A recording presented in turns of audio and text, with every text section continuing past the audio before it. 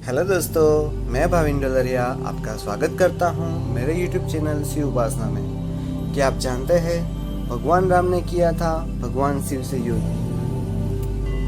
तो मैं बताऊंगा आपको ये गाथा। सभी जानते हैं कि राम के आराध्य देव शिव है, तब फिर राम कैसे शिव से युद्ध कर सकते हैं? पुराण में विदित दृष्टांत के अनुसार यह युद्ध श्री राम के अश्वमेध यज्ञ के दौरान लड़ा था। यज्ञ का अश्व कई राज्यों में श्री राम की सत्ता के अधीन किए जा रहे थे। इसी बीच यज्ञ का अश्व देवपुर पहुंचा, जहां राजा वीरमणि का राज्य था। वीरमणि ने भगवान शंकर की तपस्या कर उनसे उनकी और उनके पूरे राज्य की रक्षा का वरदान मांगा था। महादेव के द्वारा रक्षित होने के कारण कोई भी उनके राज्य पर आक्रमण करने का साहस नहीं करता था। जब यज्ञ का घोड़ा उनके राज्य में पहुंचा तो राजा वीरमणि के पुत्र रुक्मागन ने उसे बंदी बना लिया। ऐसे में अयोध्या और देवपुर में युद्ध होना तय था। महादेव ने अपने भक्त को मुसीबत में जानकर वीरभद्र के नेतृत्व में नंदी, भृंगी सहित अपने सारे गणों को भेज दिया। एक ओर राम की सेना तो दूसरी ओर शिव की सेना। वीरभद्र ने एक त्रिशूल से राम की सेना के पुष्कल का मस्तक काट दिया। उधर भृंगी आदि गणों ने भी राम के भाई शत्रुघ्न को बंदी बना लिया। बाद में हनुमान भी जब नंदी के शिवास्त्र से पराभूत होने लगे, तब सभी ने राम को याद किया।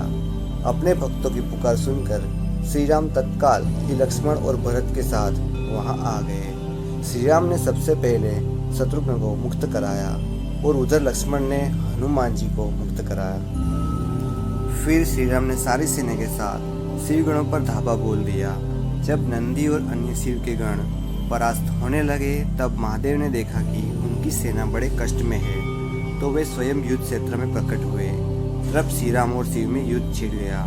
भयंकर युद्ध के बाद अंत में श्री राम ने पाशुपतास्त्र निकालकर शिव से कहा, हे प्रभु, आपने ही मुझे ये वरदान दिया है कि आपके द्वारा प्रदत्त इस अस्त्र से त्रिलोक में कोई पराजित हुआ बिना नहीं रख सकता। इसलिए हे महादेव, आपकी ही आज्ञा और इच्छा से मैं इसका प्रयोग आप ही पर करता हूँ। ये कहते हुए श्री राम ने वो महान दिव्यास्त्र भगवान शिव पर चढ़ा दिया। वो अस्त्र सीधा महादेव के हृदय स्थल में समा गया और भगवान रुद्र इससे संतुष्ट हो गए।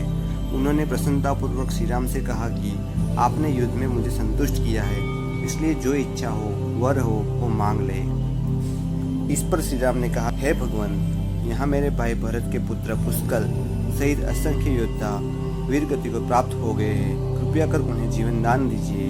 महादेव ने कहा कि तथास्तु। इसके बाद शिव की आज्ञा से राजा वीरमणि ने यज्ञ का अश्व श्री राम को लौटा दिया और श्री राम भी वीरमणि को उनका राज्य सौंपकर शत्रुघ्न के साथ अयोध्या की ओर चल दिए।